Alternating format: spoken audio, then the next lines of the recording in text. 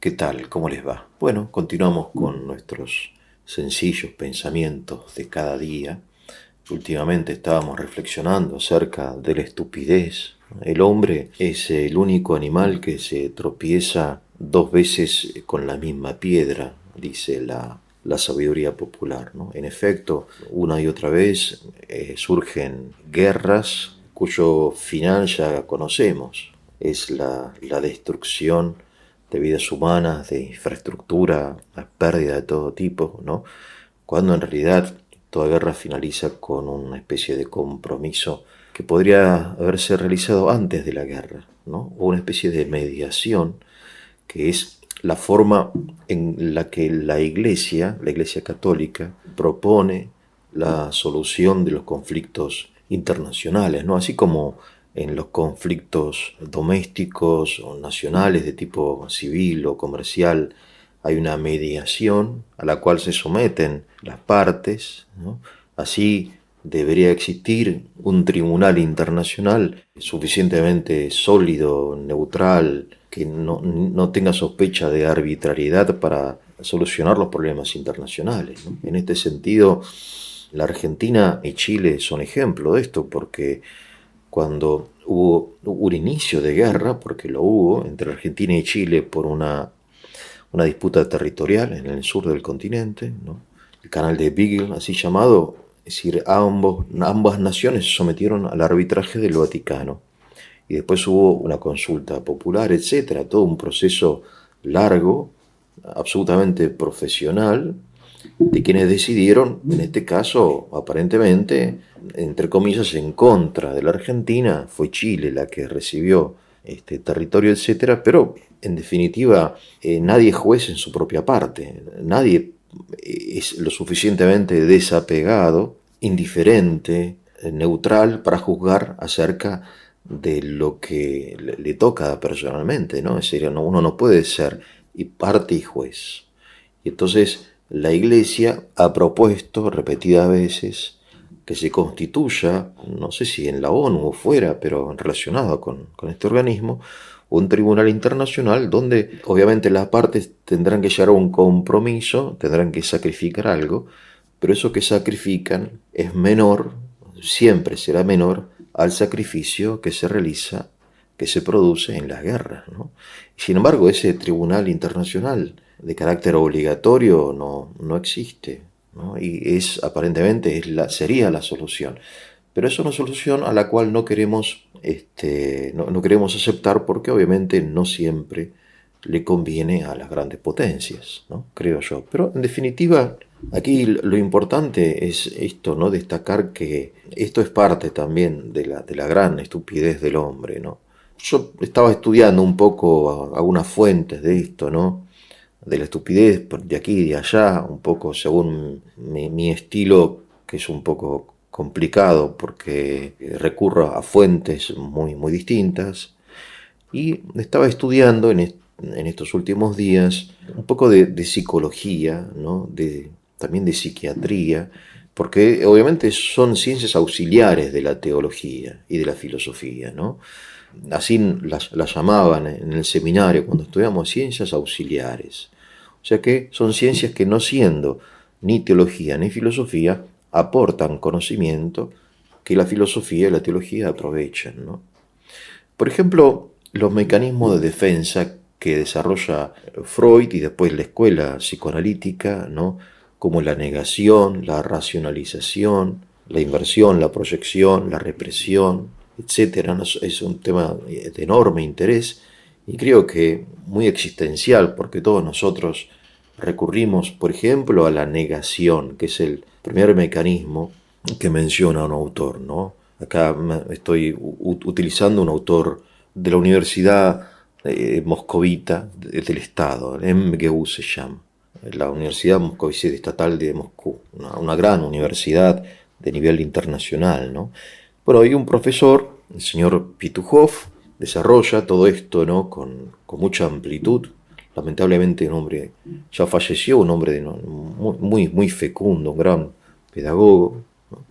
Entonces él habla de la negación y pone el siguiente ejemplo que es gracioso, ¿no? Es divertido.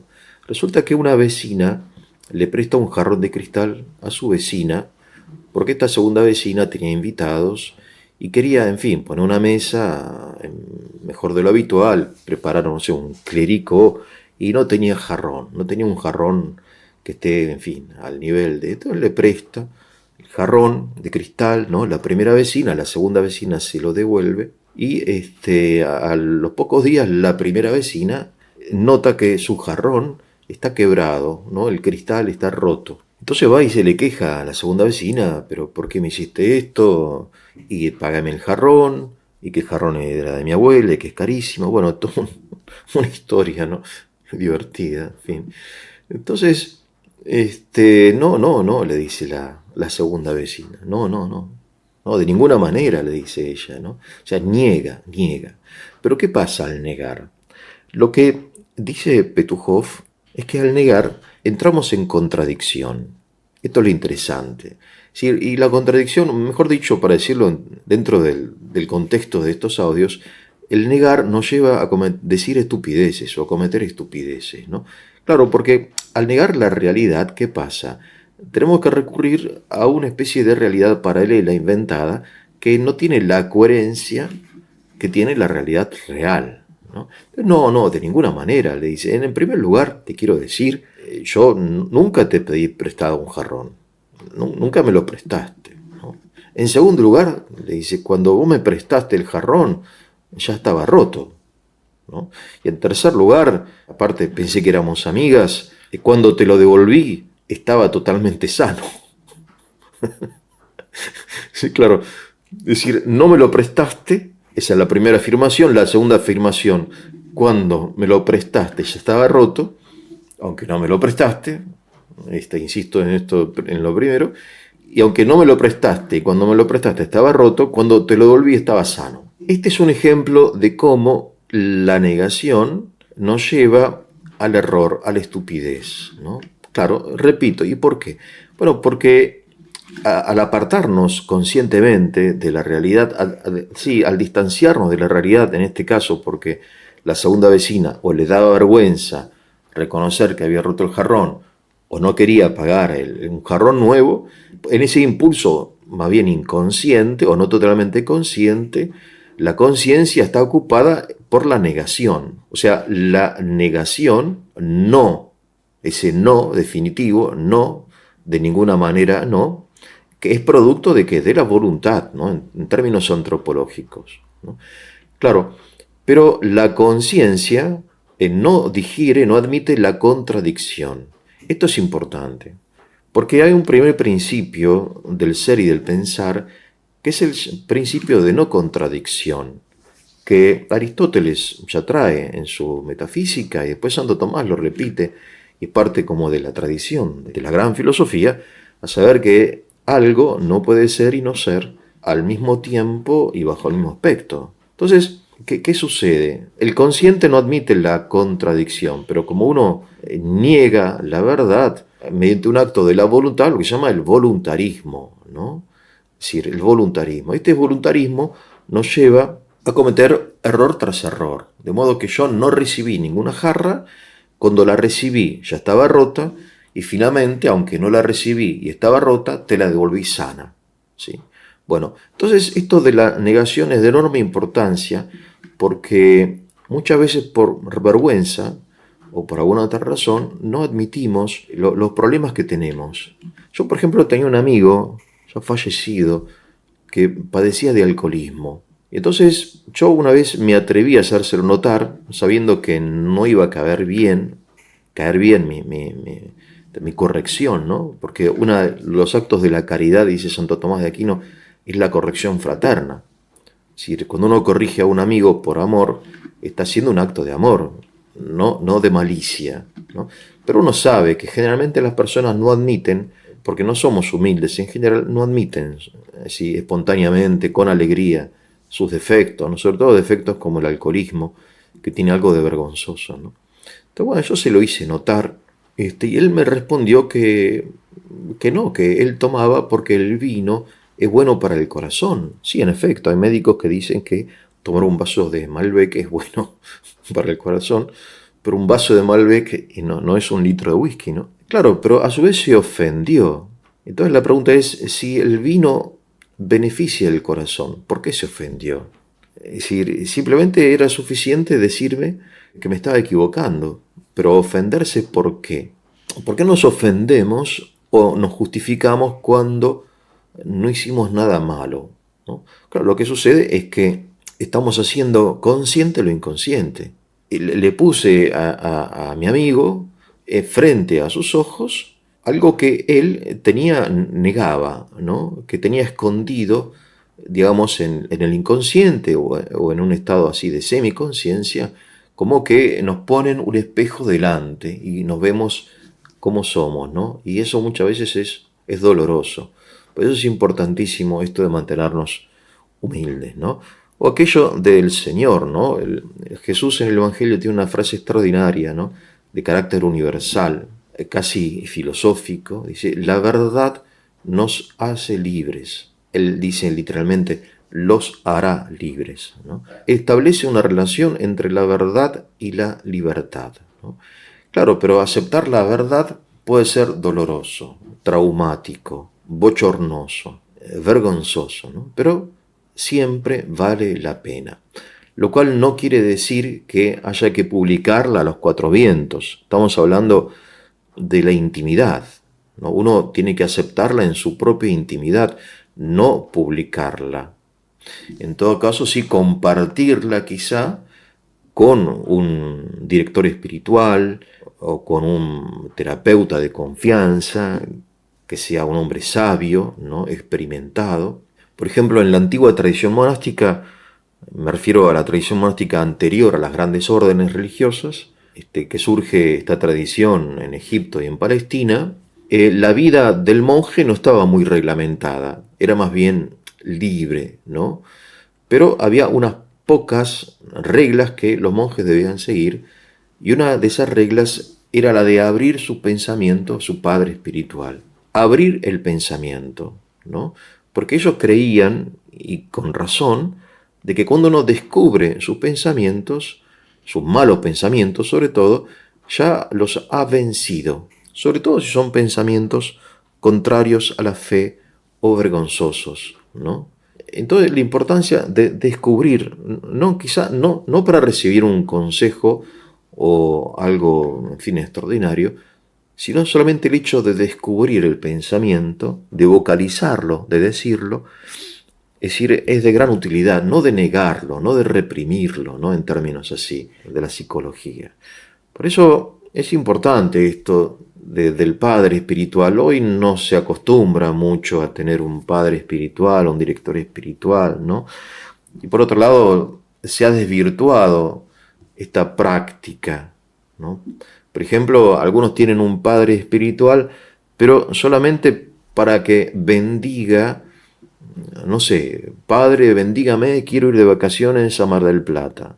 Padre, bendígame porque quiero cambiar, no sé, el auto, ¿no? Entonces, claro, es como una especie, es algo, no era para eso, no era para eso. Recuerdo una vez en Rusia, yo era conocido de un sacerdote que era considerado padre espiritual, ¿sí? Un hombre de estos que tienen como un don místico, ¿no? El padre Basilio.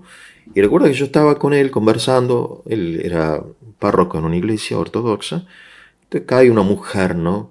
Arrastrando a su mujer, a su hija, perdón, y a su yerno. La hija iba sola, el yerno en cambio iba arrastrado, ¿no?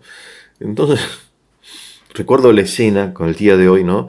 De esta mujer con ansiedad, ¿no? Le pregunta, esperando una respuesta positiva, ¿qué opina padre? ¿Son el uno para el otro?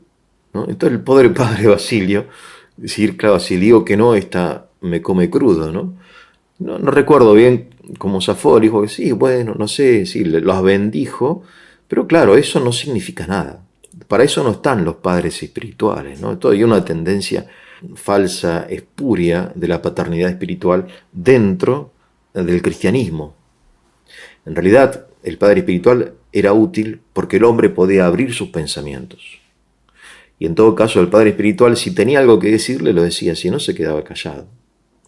¿Para qué abrir los pensamientos? Bueno, porque al abrir los pensamientos estamos reconociendo, no estamos negando, ¿no? Esto es de enorme importancia. No estoy negando. Por otro lado, y me estoy yendo un poco por las ramas, pero me parece que es un tema interesante, que ellos distinguían entre el pensamiento y el consentimiento. Porque uno puede ser visitado, como quien dice, por pensamientos tremendos, ¿no? No solamente malos, sino vergonzosos, ¿no? Aberrantes, inmorales. Creo que todos tenemos experiencia de esto, o la mayoría de las personas, sobre todo si de noche comimos un lechón con cerveza, es probable que los sueños no sean muy serenos, en fin, pero claro, los padres estos decían, ¿no? Mientras que no haya consentimiento, no hay pecado. O sea, una cosa es el pensamiento y otra cosa es el consentimiento. Es una distinción muy importante, ¿no? Porque no siempre sabemos distinguir esto.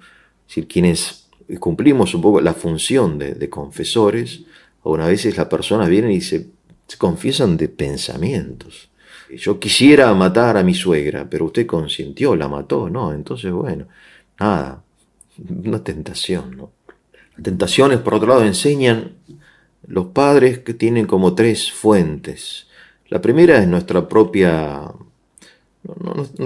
alma, ¿no? En fin, estos impulsos desordenados que nosotros percibimos en nuestro interior y que no tenemos que negar, sino que tenemos que reconocer, abrirlos, ¿no?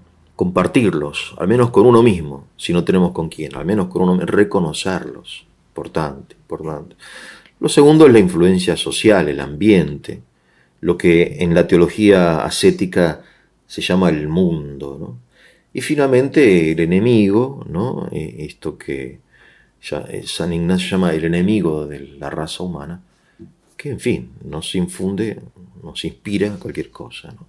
Bien, entonces ustedes conocerán la verdad y la verdad los hará libres.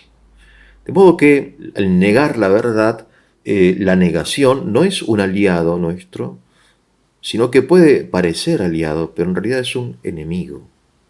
Nosotros todos sabemos lo dañoso que es la negación en términos, por ejemplo, políticos o mismo en la iglesia, ¿no? El daño tremendo que ha producido la negación de los abusos sexuales cometidos por algunos pocos o muy pocos miembros del clero. Es decir, en lugar de haberlo abierto, haberlo reconocido, sí, abiertamente, como se debe, ¿no? La jerarquía católica, los superiores de las congregaciones religiosas, prefirieron ocultarlo, ¿no? Para no escandalizar. Claro, uno cree que estar haciendo el bien, pero no está haciendo el bien, ¿no? Y por otro lado, qué bueno es, ¿no? Que bien se siente cuando, por ejemplo, una institución, mediante este doloroso reconocimiento, vuelve a respirar aire libre, ¿no? Y puro. Claro, es un proceso vergonzoso, doloroso, pero el resultado es positivo, ¿no? Es decir, aceptar la verdad desde el inicio es una forma de liberarnos, ¿no? Y por otro lado de evitar la repetición de delitos, de escándalos, del desprestigio, ¿no? de alguna tal o cual institución. La negación entonces, ¿no? Como uno de de estos mecanismos defensivos que creo que vale la pena conocer, más allá del contexto freudiano en el cual surge, ¿no? Que obviamente la conciencia cristiana no comparte, al menos no comparte totalmente.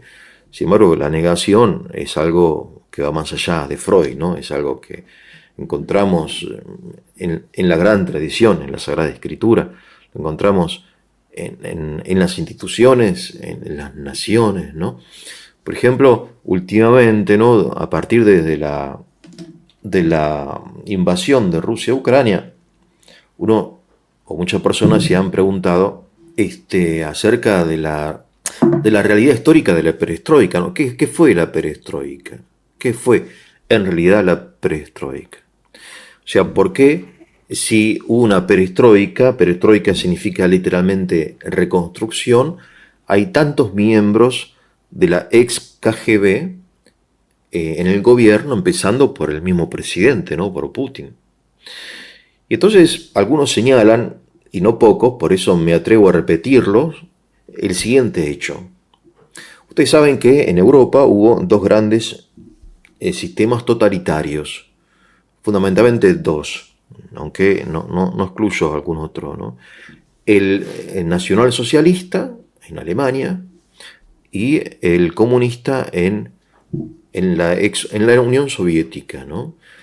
Ambos son totalitarismos, si fueron totalitarismos, pero hay una diferencia, a saber que el totalitarismo alemán atravesó un proceso de sinceramiento, de arrepentimiento, de purificación.